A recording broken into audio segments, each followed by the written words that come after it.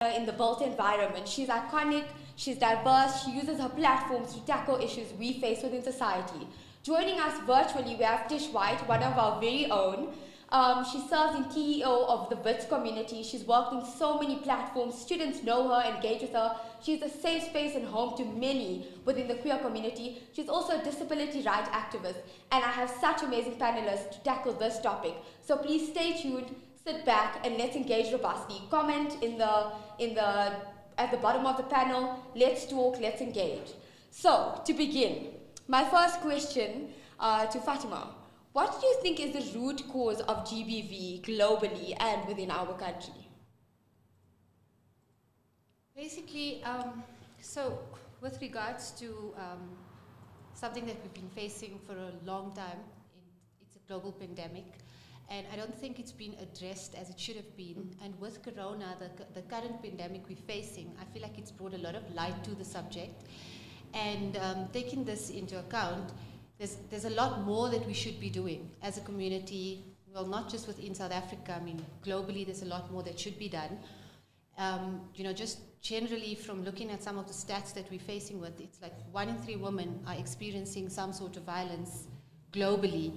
And, you know, statistically speaking, I mean, we were just looking at a few of the stats recently, just to bring to light what the actual stats are in terms of the GBV globally.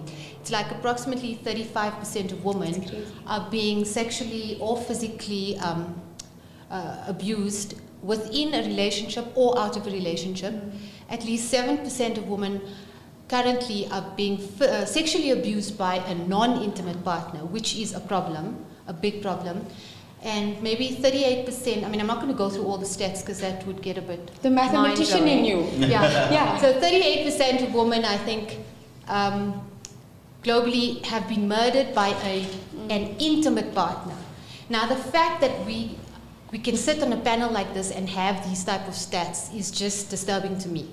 And if nothing more is done, I mean, what are the stats going to look like in a little, like I can't even say years, I can say months. You know, so there's a lot that we are planning, there's a lot that we intend doing, but I think once we have the backing of everyone, every woman around us, you know, I think it's something that we can literally face together, like it's, you know. So we've heard it from Fatima. I now want to switch over to Wasim to ask, as a person who advocates so strongly for the queer community, I think often we sideline the queer community. It's only recently we now say, okay, how is GBV affecting you guys? So I want you to speak on how toxic masculinity contributes so dominantly to this topic, and how you think we need to tackle that toxic masculinity in order to break these destructive societal norms that we're now accepting. So thank you for the question. Well, it's very big in our community, I would say, and it's crazy that it hasn't been put out there only recently that people are starting to talk about it. So the first group of people I would like to talk about are the trans community, because the trans community face the highest amount of bullying, abuse, and all different types of abuse, basically physical. People don't understand what trans is. So I think by educating people on what the trans community is and what they're all about will be the first step in helping reduce violence against them. Because people normally attack something or they normally act negatively towards something they don't understand. So once people are educated and understand what the trans community is, they'll be able to accept them more easily, I believe. And also something so simple like, for example, I can use me as an example. When I was a kid, I was a bit more feminine than I was masculine. So people would use words like morphe and faggot and all those kinds of things. And it's just because it was not the norm. All the boys would gravitate to playing sports, and then you find Wasim in the drama club or something. So automatically, they think, okay, no, he's different, so let's bully him. So I honestly feel that once people are educated on what the LGBT community is and what we're all about, they'll be able to accept us more easily. Another case is internalized homophobia. So it happens in 2 cases. The first case is people who are queer themselves and don't want to accept it or don't want to be who they are. So they take that anger and that negative energy and put it out on people who are out of the closet and living their lives. So for example, you'll find a case where you're dating a guy or you're seeing a guy, and then behind closed doors he's romantic, he's nice to you, everything. Then the minute you're in public, he doesn't want to hold your hand, or he treats you in some kind of way to prove to his boys that, oh, I'm a man and all that kind of stuff, which counts as violence, because you can't tell someone you care about them and you love them and have an intimate relationship with them, and then just because it's a stigma to be queer, then you abuse them or treat them badly. So yeah, I just think that by educating people on what the community is about, it would reduce the amount of violence that's caused.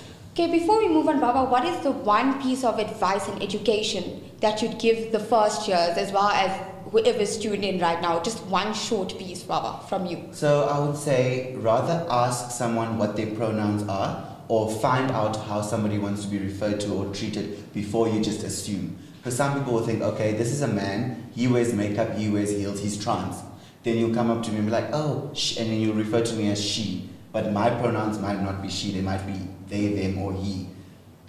So I would say always do research. First find out what the person is and what they want to be referred to as, and don't be scared to ask. Just ask, listen, I've noticed that your gender isn't that clear, so I'd just like to know, how would you like me to refer to you as?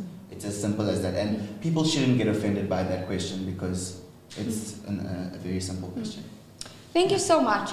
I think Baba enlightened us about what the trans community face as a whole. So I'm now going to switch to a transgender activist themselves. Sia, please tell us, as a transgender woman who's so strong in her identity and has this aura about her, how do you move around and navigate within your industry? Because that is male dominant. I think we know for years the built environment has been male dominant. So what do you do to tackle and break those barriers?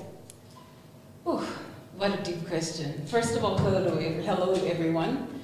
My name is Sia, as she introduced me. I'm an activist in the diversity space, and I would say that for me, my biggest sort of benchmark and niche within my industry has just been speaking out about policy, speaking out about the need for change.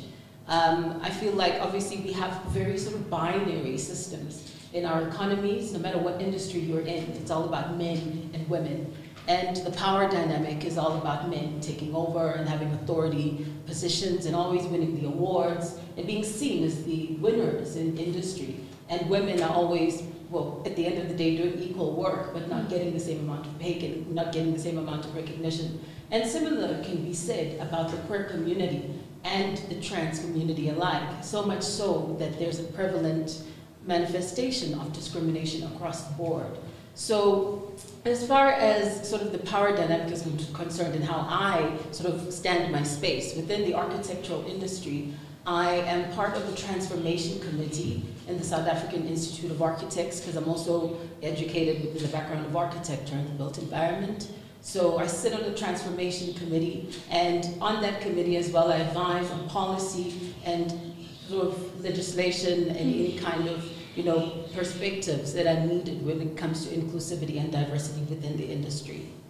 Yeah. Thank you so much. I think it's so important for us to understand, especially as people who are studying as university students, that we need to get this issue from the root of it and solve it, and no other way but policy, but transformation within spaces. And I'm so excited that the first years are engaging on this in their first event. So I hope we enter the space, transform, occupy. In terms of policy, I think it's so crucial, and I'm so glad we have Tish on this panel to enlighten us about what has WITS done in terms of policy. What are the safe spaces? What would you say to first years of where to go and how to navigate safe spaces if there are women facing gender-based violence, or if it's a lecturer imposing on your boundaries? What do you advise them to do, Tish? And what is the transformation of WITS till this point? Do we have a lot to do still? How far are we? What do you think after being in this space, Tish? Thank you. I'm going to hand over to Tish now. Sure, thank you. So what I want to start by putting out is that though many people may feel that is the case, this is not a safe space for gender-based violence or gender-based harm. And there are serious consequences where gender-based harm is inflicted upon a staff member or student. I'm talking, beyond legal consequences. The university has, for to the best of my knowledge, we're talking now well over a decade, had a sexual harassment advisor that was present at CCDU, Maria Wanyane. It was Maria's job to sit with survivors, particularly rape survivors and survivors of sexual harassment, and talk them through the reporting procedure and, if necessary, to assist the person in getting to Smallpox Hospital to do a rape kit. So that relationship, that role has been out of it for, I would say, as long as I have. And I entered the system in 2008 when she was still working at the CCDU. So in 2013, many of us very quickly became aware of Sepu Wamamatu, who made international headlines when allegations surfaced of him being a rapist, of him being implicit in sexually harassing a number of students, I think, and some staff members, if I remember the case correctly. Soon after, another 3 academics emerged who were implicit in sexually harassing students. And in 2013, at this point, the Gender Equity Office was formed. And the Gender Equity Office was very deliberately formed to make sure that this would never happen again. Never at Wits and never again. And so the Gender Equity Office, which you will find on the 20th floor of University Corner, the building that has the Wits Art Museum at the bottom, on East Campus, you will find a welcoming, supporting, and encouraging team who will help talk you through something you or a friend have experienced and help you find justice. So the Wits Gender Equity Office does have a website. On the Wits website, they're available across all social media platforms and are quite active, in particular on Twitter. Their team are dedicated people who I have a lot of respect and a lot of, particular guidance that I've gained from in my work as a sexual orientation and gender identity advocacy programs coordinator at the Transformation Office. It's really important for me that we work together to disable systems of gender-based violence. And for me, I think that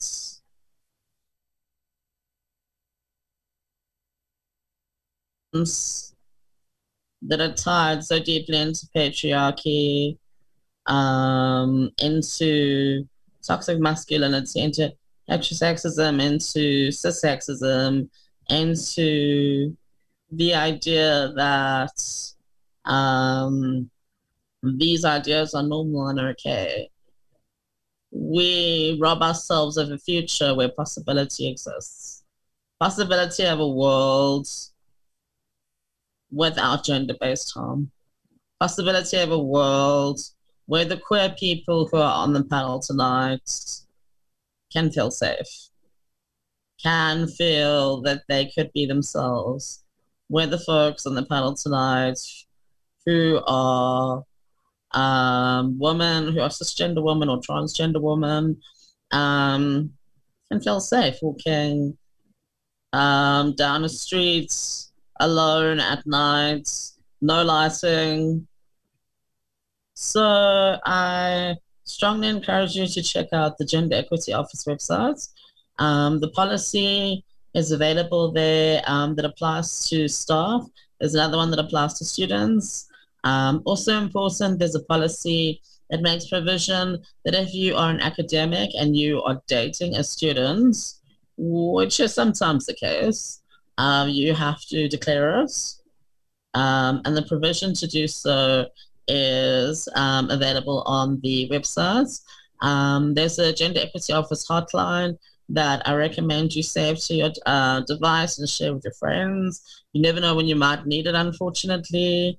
And yeah, please show your support for the Gender Equity Office by following them on their social media platforms, which I'll share in the chat, and by being the person who wants change to become possible and is willing to do everything they can to make that a reality. If you know somebody who has experienced rape on campus, there is a process in place. Please feel free to take the person to the Vice Gender Equity Office, to Campus Health and Wellness Center, or to Campus Protection Services. All three offices will be able to assist the person after hours. In a residence, please contact your warden.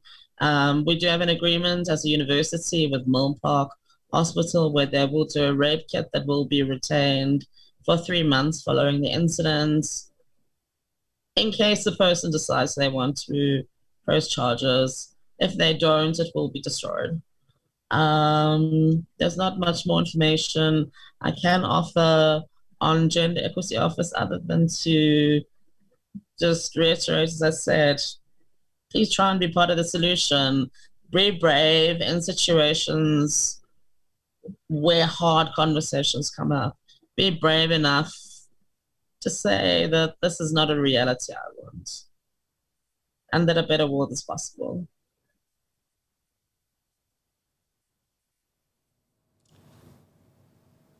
Thank you so much. I think they said it all. Tish has referred to many avenues that we can approach. It's so sensitive having this discussion. I mean, when you enter a space, it's supposed to be fun, it's supposed to naturally be safe, but we find ourselves, I have goosebumps after hearing that, but I want all of my freshers to remember, the future is woman, the future is intersectional, the future is queer, the future is transgender. Come as you are and we accept you and we welcome you into the space. You have your councils, you have your all residence council, you have your wardens on residence, you have your SRC, Gender Transformation Office, you have GTO. We are all here and we're here to equip you with everything you need. If you ever feel uncomfortable, please do approach us. On that note, we've now came up with the safe zones. I think it's also important to talk about workspaces and when you're engaging in extracurricular activities or if you're taking up different clubs and societies within the university, which I encourage all my first years to do because you need to build that identity. I want you to get out there, change the university. You're here for a reason. You made it here for a reason. So now my question to you, Fatima, you're in a space of mathematics and science, you're also in fashion, you have so many different avenues in your life. And I think when people see a woman who is looking a certain way due to perception and due to patriarchy that has stemmed from the beginning of international relations, men have always predominantly occupied the space. And so when a woman enters or when a queer person enters, they're bound to become accustomed to what a male would look like in that position. So if I'm entering politics, example, which is what I'm doing, you need to come there in a t-shirt and you need to be amagerela. And that's not me. My nails are going to be done, my hair is going to be done. I'm sometimes going to come to a meeting in heels. And then there's a misconception of, oh, she doesn't know her field. So I think you get that a lot. And I think having seen it over the years, it's like, does she know maths? Really? I get it all. So I want to ask, I think that is extremely discriminatory, and for me that is a form of gender-based violence, because mentally you are being violent onto what I do, my trade, my living, my passion. So what is your advice to all my freshers and to all the people logged into here about how do you tackle that? What have you faced? Give us some enlightenment. Okay, I've come from the engineering field, so I studied civil engineering, and I think if I go back in time, it kind of like, it's a bit sore, because when I think about the way I was actually treated on campus was ridiculous. And I should, at this point in my life, thank those people, because they turned me into what I am, because I thought, you know what, I'm going to be hotter, I'm going to be sexier, and I'm going to be smarter. Do you know what I mean? That was exactly, and I literally manifested that. I put it out there when I looked at these men in front of me, saying, but no, you can't do that. just step aside, please. And I was like, but hold on, I'm quite certain my IQ could be higher than all these men put together. But nonetheless, I'll keep quiet. I'll do what I need to. I couldn't work in the engineering field for long enough. I mean, I was there for about a year or two. And again, like I say, it's those same people that I want to thank, because they made me realize, at that point I was thinking, I can't work for a man. I mean, I can't work for a boss. I can't work for and then I thought to myself, wait, hold on. I don't actually want to work for anyone. That's how I started my own businesses. I started my own platforms. I decided this is what I want to do. And you know what? I'm going to do it in the sexiest way possible. I'm going to make math sexy.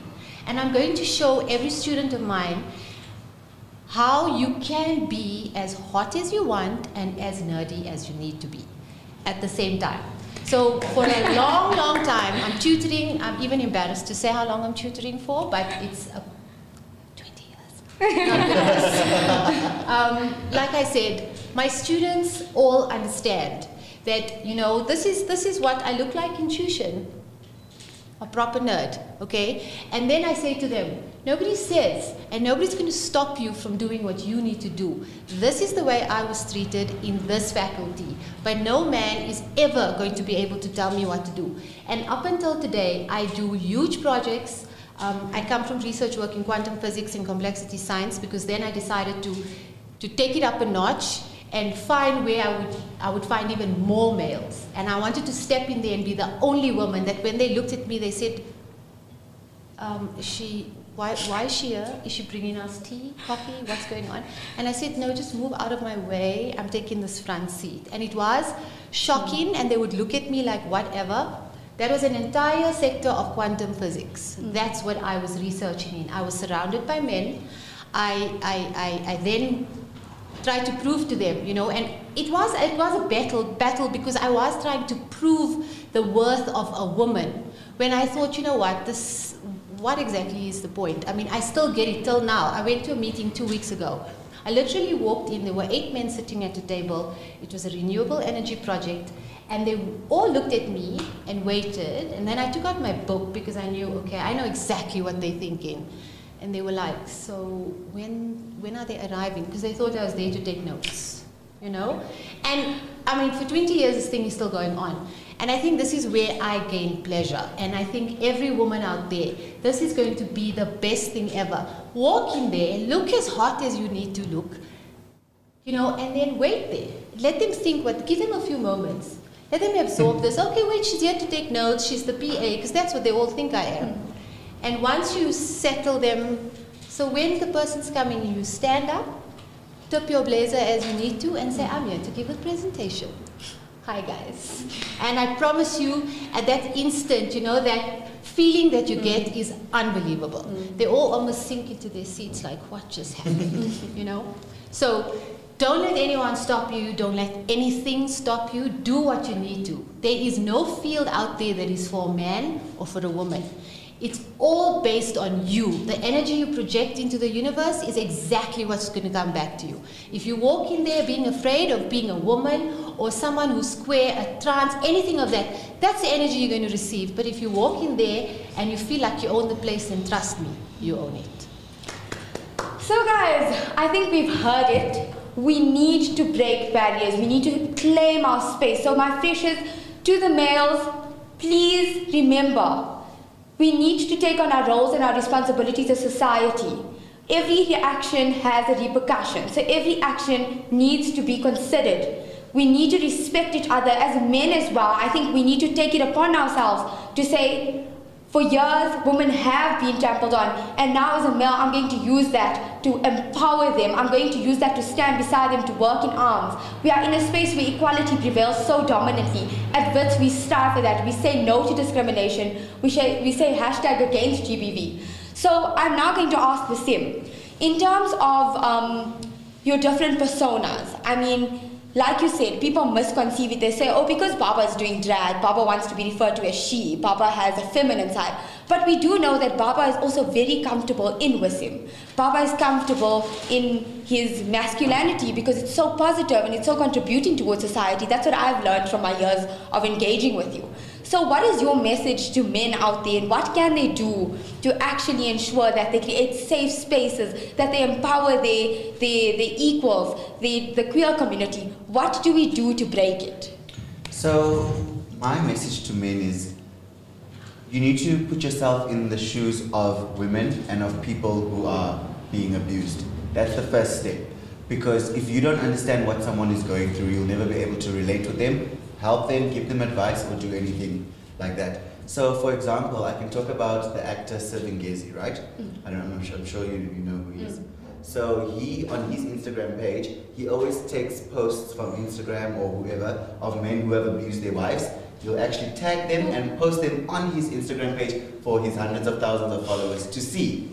And that is fantastic, because he's basically saying, like, you know what? Let's expose these people and let's let their jobs find out what they're doing. Let their societies, let their churches, let their place of worship, wherever they're respected or honored as men, let that respect be taken away from them so that they can feel what they're doing to that woman that they're abusing.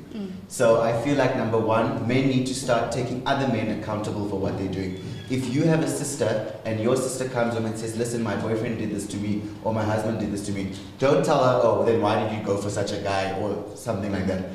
You need to be the first person to be like, okay, let's get him arrested, let's get this happen. Do you need help smashing his car? Because I will go with you, and drop her there too. Do you understand? I'm just joking, but you know what I'm saying? Like, men need to play a bigger role in assisting women or queer people with the cases of them being abused and all of that. And another thing is, don't feel bad that one of your friends, oh, we're covering up for him. All that needs to go away. Because at the end of the day, it could be your sister, it could be your mother, it could be your daughter.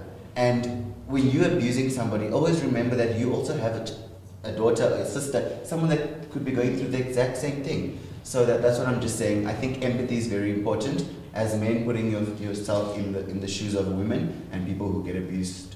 And that's the first step to making a change. Thank you so much for that, Bawa. Before we go to Sia, I just want to switch back to Tish and ask, in terms of our processes at WITS, when there is a case that has come up in a residence, what do we do in that case? So I know we report to GO, we can do counseling, but if the student is staying in the same residence as you, how do we go about navigating safety procedure for that person so they don't get triggered, so they don't feel unsafe? And secondly, where are we standing with the perpetrators list at WITS?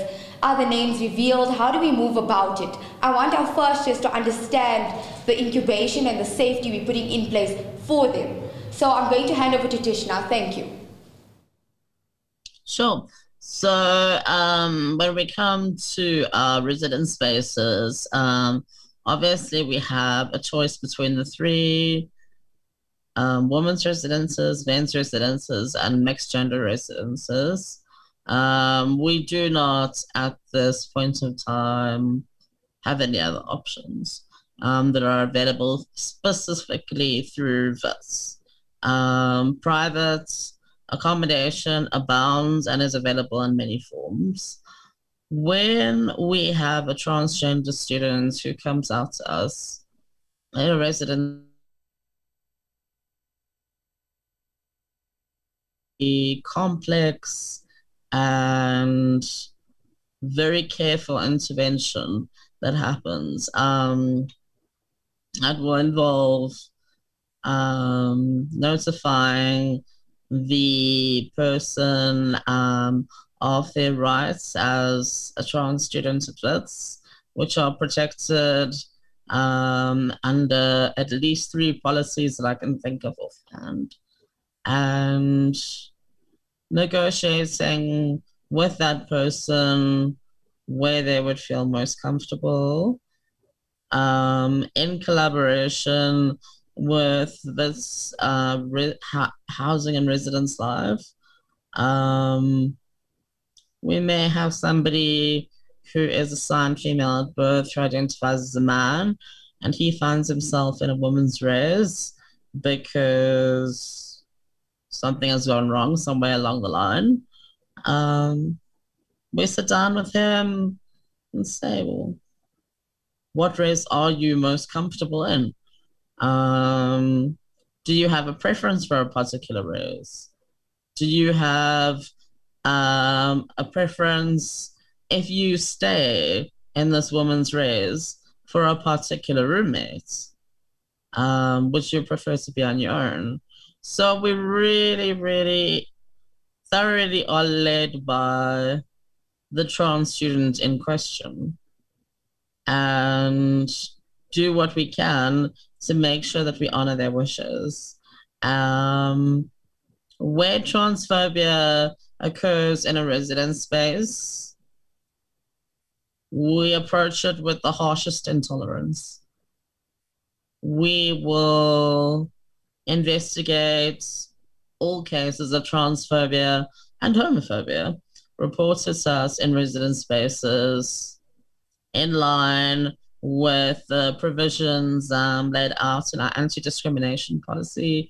And if it is found that staff or students are guilty of perpetuating homophobia or transphobia, they have transgressed. If you are a student, your student code of conduct, and if you are a staff member, then you basically digressed a very specific piece of labor law that I really like.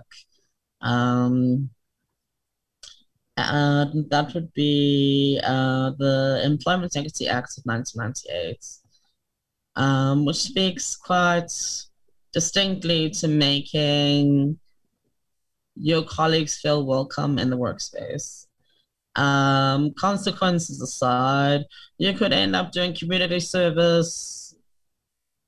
I don't know, how does 150 hours of unpaid labor feel to you? Does that sound like something that you would totally love to do? Would you totally love to spend 150 hours of your time like paying for your sins by doing something completely beyond what you enjoy doing? Would you? It's not worth it. It really, really, really is not worth it. And I understand that there are spaces in some of our residences where we have people who have been in the residence space for a while, who have a particular amount of power as elders over younger students. I want to say to them tonight and every day, you are not untouchable. If you are found to be guilty of any form of discrimination, but in this particular conversation, homophobia and transphobia, the consequences are not going to skip you just because you've been in the residence system for 3 or 4 years. In fact, the reality that you will face will be harsher because you've known these rules. Of course you do. I mean, part of registering for your degree is signing the student code of conduct. And I think we're on, the 3rd page of the code of conduct that specifically mentions that homophobia and discrimination on the basis of gender is absolutely not allowed, that we will take action against gender-based harm. It really is that simple. And if you're one of those people that just skims through all the terms and conditions and signs them at the end of the day and thinks life is going to be awesome, I really encourage you to go to the VITS website right now and see what you've just signed. Go to the VITS website, like Google the student code of conduct, and please enlighten yourself to what you have signed yourself into, because the student code of conduct is binding. So I really, really encourage you to follow it. Where you find the student code of conduct is lacking, please engage with our officers so that we can develop it further to protect our students further. I definitely would say, in terms of us answering the question on advice for first years, if you are an LGBTIQ plus first year student, please feel free to get in touch with me. I will post my details on the chats, though I don't know how that works for the live broadcast, so sorry if you can't access it via that. You're welcome to email me at tish.lumos@wits.ac.za, and I'll talk you through what services we do offer queer students at Wits. We will also be having a welcome night for our LGBTIQ plus first years called Welcome to the Family. So just keep an eye out for marketing on that, where we'll tell you about programs like Safe Zones at Wits. But yeah, just want you to know that in addition to having joined one of the best universities on the continent, you've also joined a university where nearly 300 people have pledged to your safety. And those people are known as our Safe Zones of Wits allies. They've done their 6 hours of training. Some of them are in the room today, including Sia, who is a trainer herself. And those people are located across the university in every single faculty and have your back. So I would encourage you, as I said, look out for information about the Welcome to the Family Nights, and yeah, would recommend head to Google the Student Code of Conduct. Do it.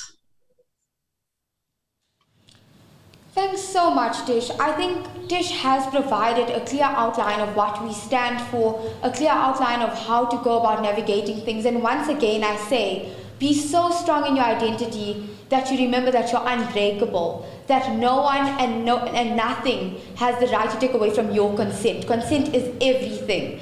And like Tish has stated, we are here, we are a support system, we are your first friend on campus. I always say that we're your first friend on campus. Within residences, you have your wardens, make use of them, you have your committees. And in terms of the details, what we will do as the All Residence Council is compile a document with all of the different programs and different safe zones we have, and I think we'd work in conjunction with SIA to provide that. And throughout the year, I think SIA, we are going to engage in more talks. I'm hoping COVID can clear up so we can physically meet our first years, have you guys come in and conscientize them and teach them how to actually bring about transformation in the space.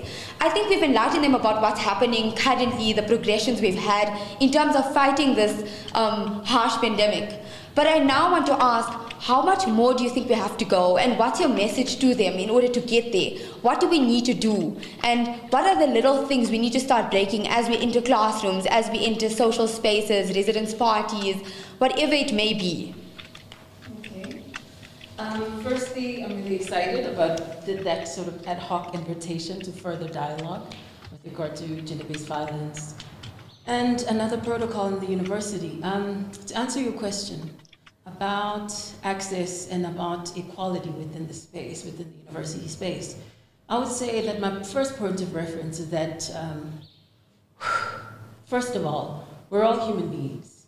We all raised by our parents, our guardians, we all come from families. And in those households where we're brought up, we have certain value systems, principles that we're taught to live by. Now, these principles are things that are overtly said or things that we witness. We see our mothers, our fathers, our guardian figures in the household and how they behave in society, how they're treated. And we see that as the norm. Now, when you come into the university space, it's a completely different conversation. It's not about what your parents said or did. It's not about the value systems in your household, but it's about the university space being an equal footing. Everyone is equal. irrespective of how a woman is treated in your household, how a queer person is seen in your church, in your synagogue, in your place of worship, wherever it is that you congregate with members of your community. It's important that you respect, yes, your values, but when you come into the university space, you respect everyone, no matter where they come from, no matter what they believe in, because essentially we are all human beings. And in our humanity, that is where our value really lies, and not in our race, not in how much money we have in our bank account, not how much education we have, definitely not which university we go to, as much as I'd love to believe that Wits is by all means Creme de la creme. the universe. But I would say that when you come to the university space, all of us need to be conscientized to that. Irrespective of who somebody is, we treat everyone the same, with respect. No matter if they are a woman or gender non-conforming or a man, all the same, abled or disabled, it matters not. And I would say that when you come into the class space as well, irrespective of someone being a cleaner or any other maintenance staff or a lecturer or a student, you treat everyone with the equal amount of respect. You greet everybody and you treat everyone with dignity, the same way that you would like to be treated. And similarly, I would invite anyone that's interested in having these kinds of conversations and learning more about safe zones at Wits University. I would say that Safe Zones for me has opened gates in the transformation space. Even though I'm trained within architecture and town and regional planning, I find myself sitting on panels within the professional bodies where I'm trained within architecture and town planning. And I actually sit as an authority in some of those spaces, advising on policy and better understanding on inclusivity and diversity within those spaces. Yeah, and I would definitely encourage you to sign up for Safe Zones, find out more about it, go onto the website, and join the conversation. Love it. So I think I really draw inspiration from you, Sia. You've inspired us so much to be so strongly embedded in who we are that we actually respect the next person, respect ourselves. I think it's so important for my freshers to understand that when respect comes from you, it naturally regurgitates into everything you do and it shines so bright in terms of giving you opportunity, opening doors for you. I think Sia is a clear depiction of that. So as an activist, I'd now say, Mom Winnie didn't die, she multiplied.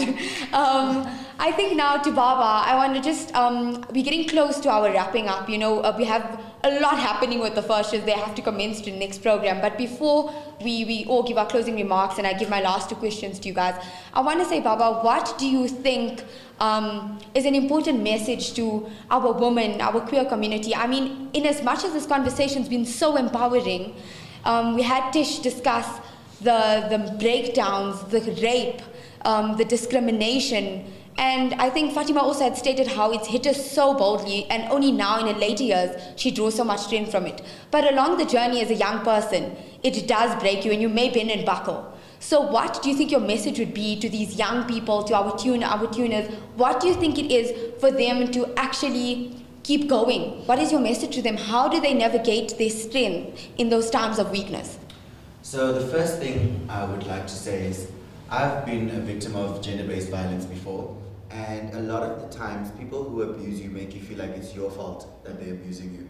So the first piece of advice I'm going to give to women, queer people, trans people, and anyone, and men as well, because we sometimes forget that men also get abused. I mean, something simple like be a man is gender-based violence, because telling somebody that because they're a man, they have to play a certain role, or telling somebody that man up is what are you trying to say? Who are you to judge what level of manliness someone has to be?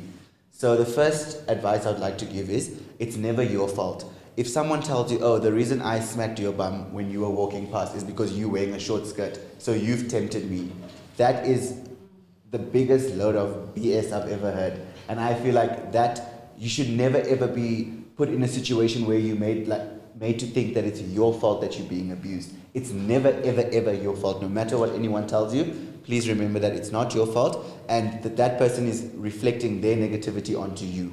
So that's the first advice I'd like to give. And secondly, be a shoulder for your fellow sister. Be a shoulder for your fellow friend or anyone else that you know that's going through it. Because you keeping quiet or you not doing anything is you contributing to the violence, in my opinion. So if you hear of something, let's say you and your friend go out and you're at the club or you wherever, and you realize that they're being abused or they're going through some kind of situation, by keeping quiet and not doing anything, you're adding to that situation. So if you feel like, okay, there's nothing you can do about it, speak to an elder, speak to somebody who sits on a panel or who has power or the position to make a change, and see if they can intervene and help with the situation.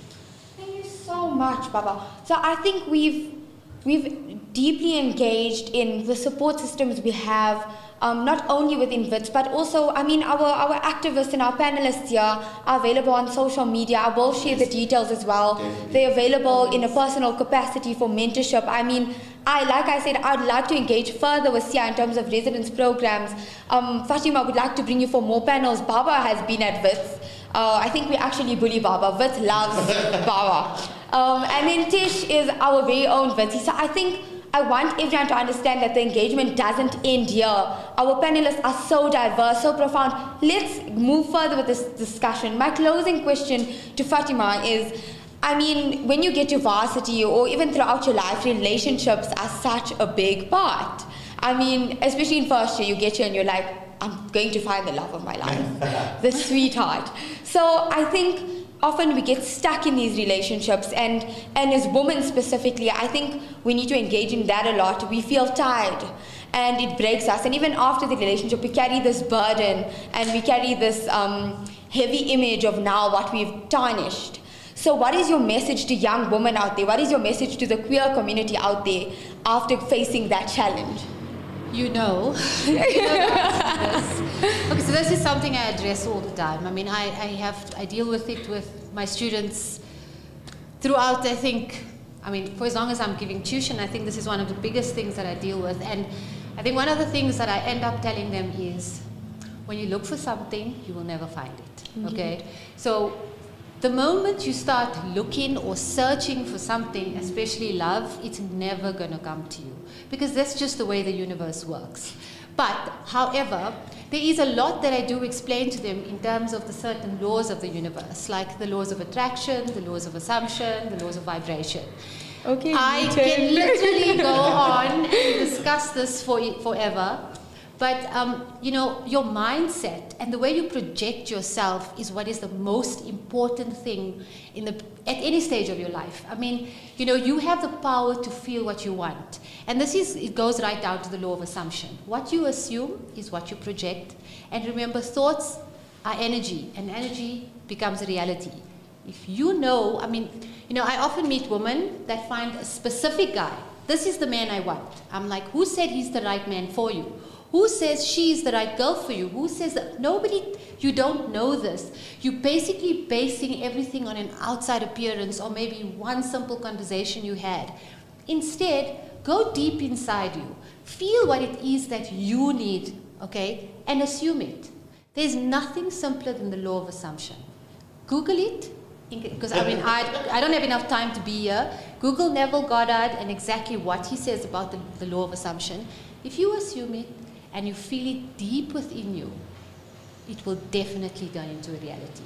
So instead of doing that specific person, do what you need to be the best for you, and that's what will appear in front of you. Don't waste your time in trying to find somebody. Another person doesn't complete your life. And I always tell my students, this is another thing that I know it may not be related to the question, but it's just some advice that I have to give to the woman out there. I'm always hearing women say, you know, I just want to find a rich man, because then I don't want to work. I'm like, sorry, what? Why do you want a man to be able to look after you? I'm sorry.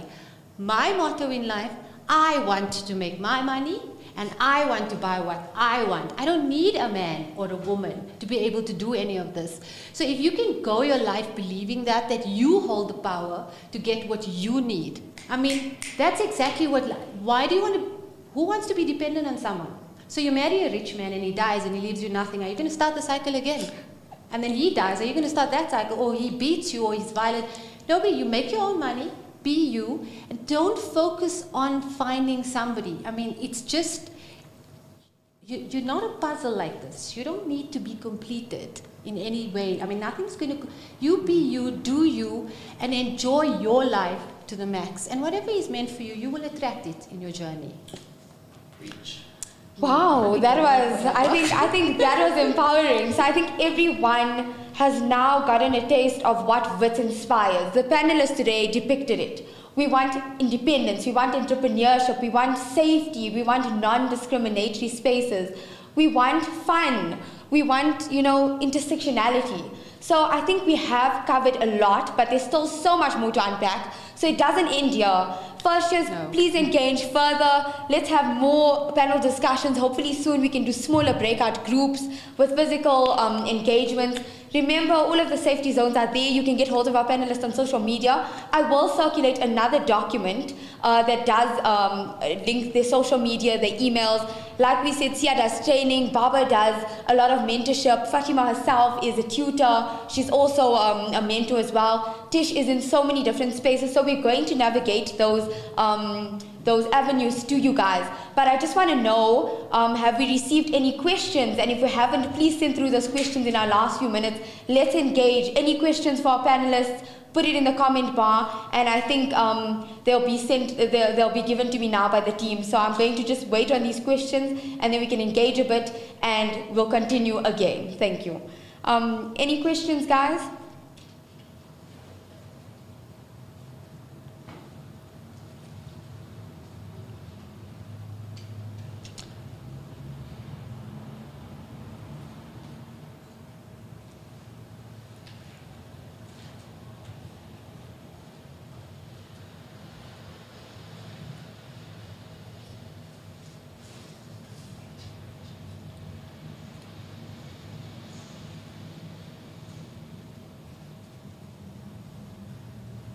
Okay, I think while we wait for the questions to just come in, I'm going to go around the panel one more time to just hear what you guys think the first year should look forward to in their varsity experiences. I think you've all studied, you've all been in different spaces, so as much as we unpacked a heavy topic about GBV, what do you think they should look for within this week and within the year?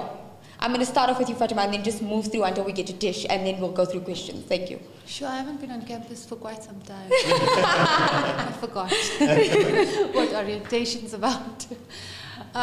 So what should they look forward to? Well, I think this week is a bit challenging for most first years, so I don't think they should be looking out for anything specific. Like coming out of a school environment and going straight into university is, I recall most of my students finding it quite challenging. But I do think that as they take the journey, what is a part of them will become a part of them. They'll just find themselves. And, I think if you also tell the student that, when you get onto campus, then make sure you do this and make sure you do that, it just becomes too much of information for them. And nobody wants to hear that. Like, you must join this club and you must join that. No one needs to hear that, to be honest. I think that they just have to settle in, feel what the vibe is like, feel the people around them, feel the energies, gravitate towards what they feels more positive, as I always say. I'm sure by now you guys know I'm all about that energy vibe. Just go with the flow for now. Maybe take some time to read the Code of Conduct, because most people don't read that actually. So just do things slowly in your own way, and don't have any peer pressure. Don't let any of that, because it does become too overwhelming, I think. So, yeah, for me, I wouldn't say anything specific. Thank you so much for that. I think it is overwhelming, so we will take it bit by bit and piece by piece, and when you find inspiration, you join what you need to. Yeah, and over time, I guess. Yeah, over time. Baba, you can just give your piece of advice to them, yes. Sorry, I'm just getting pins and needles in my legs. We're trying to keep it faster. So my thing is, yesterday I did a different interview on a whole different topic, and the question they asked me is, what is black excellence? And that question kind of threw me off, because I had never thought about that before. But when I actually sat down and thought about it, for me it's a day-to-day thing. It's not something that you can just sit down today and say, you know what, this is what I want to achieve, these are my goals, and it's going to happen tomorrow. Or it's literally every single day you need to reprogram your mind and say, everything that happened in the past was in the past. Today I've been given a gift of life, and the fact that I can wake up today, I can make a change, and I can climb one step higher, 10 steps higher, however many steps you can take for that day towards whatever my goal is or my ultimate goal as a human being is on earth. So take it, the same thing for your orientation. Okay, today is day 1. I might have come from Free State to Joburg for the first time. I don't know anyone, I don't have any friends, I don't even know where to go out to socialize or whatever. So don't get overwhelmed and be like, oh my God, I'm going to be alone, because then you're focusing more on what the problem is and not what the solution is. So say, okay, today my goal is to make a friend. And then ask yourself, okay, what do I need to do to achieve this? Okay, talk to people. Oh, don't stand with my arms closed, be more open and find ways, to talk to people. So take each day of orientation as it comes, and for the rest of your university career, don't overthink anything, take it day by day. Because obviously it's good to plan for the future, but if you're living in the future, you'll never enjoy the present. So that's my advice. I love it. Awesome. So I think we're making things a bit easier. It is overwhelming coming. Like Baba said, we haven't spoken about moving from a new province to here, and now with COVID, it's even more shocking. It's like, oh my God. So I think bit by bit, piece by piece, and we'll never get ourselves. So Sia, over to you from a perspective of being within the university, and I think we know Wits. It's so overwhelming. You just walk past the gate hall and you're like, oh my God. So what is your advice in terms of being calm, getting through things, learning, having fun? Okay. Wow.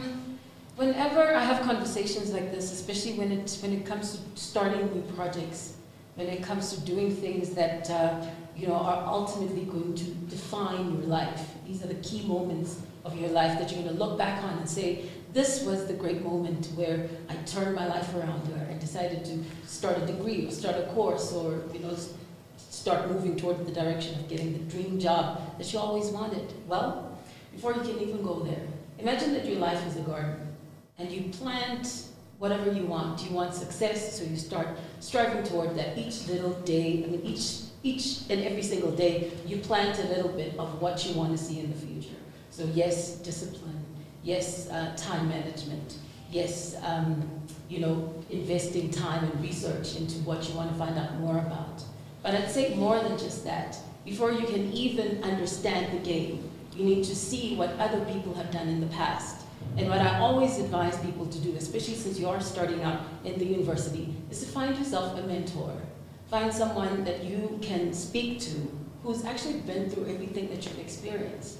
I think in the VIT space, people that struggle to find mentors end up needing a lot of psychosocial support. So I think, in order to have those conversations right off the bat, I think it's important for you to find yourself a mentor. We do have the Leadership Development Unit, which is at Wits University as well. You can check it out on the Wits website and find out more about that as well, where you'll get opportunities to find out more about leadership and so on, and also how to be a leader within your own life, not necessarily leading other people, starting with your own day-to-day experiences. How do you lead yourself toward where you want to be and toward what you want to achieve?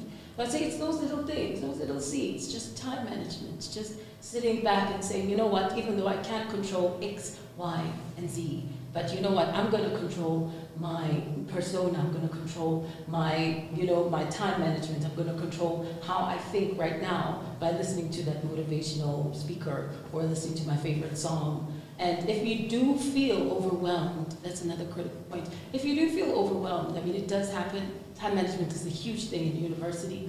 If you do feel like your workload is a little bit too much and you just can't take it anymore, we do have the CCDU. The CCDU is a counseling platform that allows you to also cope and also deal with the background issues that we all face as human beings. The psychosocial issues might be issues at home, issues in society that are really, really hitting you hard mentally, and it's affecting your ability to concentrate in your studies.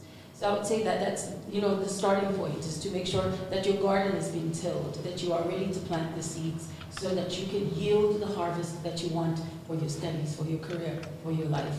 So yes, beginning the conversation with mental health and saying CCDU, the Career Development Unit at Wits University. You can check that out on the website as well. And I would say that Safe Zones as well provides that kind of psychosocial support in its introductory phase and also sensitization training.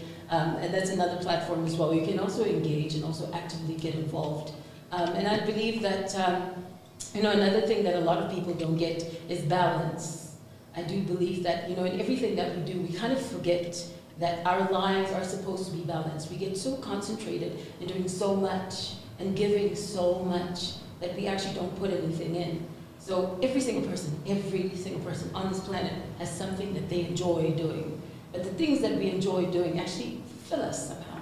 They sort of fill the joy that we need, the sustenance, the overall sort of, how do I put this, the wherewithal that we need to carry on and have zest and energy to continue to give. So, find that one thing that gives you joy and try and ration it into your timetable. Even if it is karaoke or twerking on TikTok or whatever it is that, that floats your boat, find time to do that. I wouldn't say make that affect your schedule for studying and for completing your assignments, but find the time, just that little thing that you really enjoy doing. And just really fills your cup. Yeah. Sorry, just to add to what you're saying, because when you were speaking now, it just took me to when I first started university, and I hadn't yet found myself 100% in my sexuality, and I kind of knew that I was attracted to the same sex, but I was still in the closet, as you would say. So what I did, which was a big mistake that I learned from, and I wish I had someone to tell me this, and that's why I just felt like I really had to say this, is never, when you go into a new environment or into a new social space, never ever try and change yourself to fit in with what everyone else is doing, because then they're accepting the idea of you and not you. So, especially to queer people and to people who don't fit into society's norms, when you walk into a space, don't try and butch up or don't try and be what you're not, just so that everyone else can accept you. Because they're actually going to accept you when you're yourself, because then they're knowing who you really are. Yeah. So that's just some advice I just wanted to I think Baba has literally taken the words out of my mouth, because I did state earlier on that we're expected to be a certain way when you enter a certain career or a certain room. Especially with vets, like vets. Yes, vets, we have all these cliques. If you're a jock, you're a jock. If you're a comrade, you're a comrade. If you're a scientist, that's that. Yeah. And I think it's so amazing to see that we're now breaking that finally. We are pushed for time, so I'm going to give Tish the last closing. And in terms of questions, we're going to save the lives. And what we'll do is just answer it at a later stage because of time. But remember, guys, I am going to share the details of our panelists, their social media handles. And yes, Tish, closing words from you, and then we're going to wrap this up and continue having some fun for our virtual orientation week. Thank you, Tish. Thank you. So in terms of the advice that I would be giving our 2021 first years, as well as postgrad students who are studying at WITS for the first time. Step one would be, for me, to find 7 places. These 7 places are very important. Okay. The first place is the Transformation and Employment Secrecy Office. We're on the 9th floor of Solomon Klango House.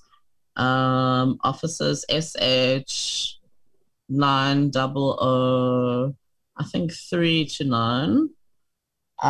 Gender Equity Office, 20th floor, University Corner. The entire 20th floor of the University Corner.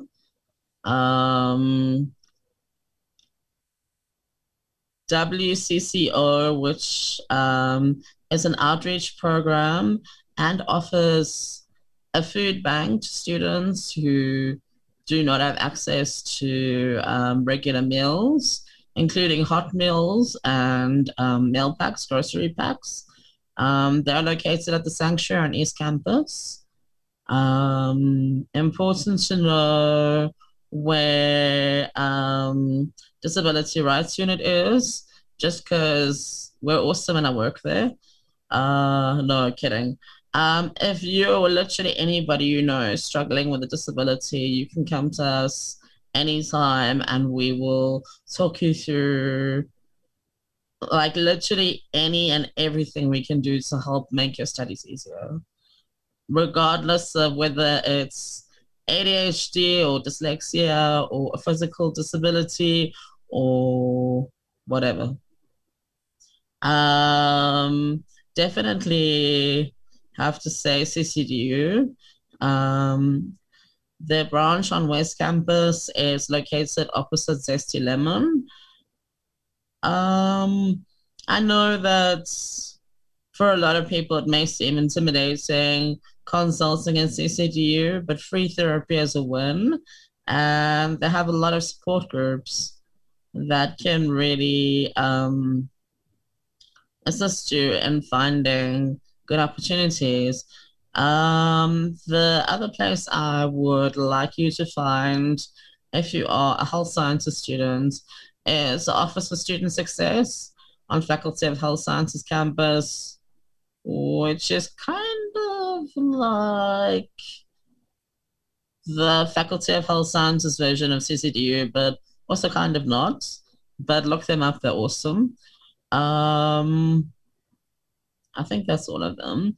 I would want to say to you that getting involved in student societies is a good investment of your time. I mean, I literally wouldn't have the job I have if I didn't sign up for the queer Vid Society in my first year, because it was something I particularly enjoyed and spent a lot of my time doing. And then one day Wits was like, you're really good at this. Maybe you can run this program. Do you want to try apply for this job? So I'm just saying that whilst your guardians or your lecturers or your whoever's might tell you that sports societies, cultural societies, any societies are a waste of your time, I would thoroughly encourage you to get involved in them, especially if you're looking to make friends. It's a really easy way to find people that you have stuff in common with. I do strongly recommend that you take some time to sit down with your cell phone and put the emergency number for GO in for campus health and wellness center, for campus projection services. Sorry, they recently changed their name, so it takes me a while to make that connection. And you are welcome to input mine if you have any questions about, because despite the fact that these numbers exist on the back of every single student and staff card, they really do, I promise you. Sometimes you panic and you forget that. So it's useful to have them on your phone as well.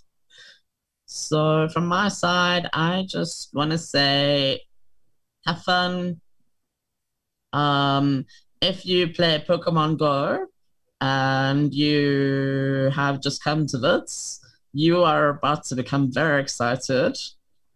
And if that's what makes you excited about being at Wits, hold on to that.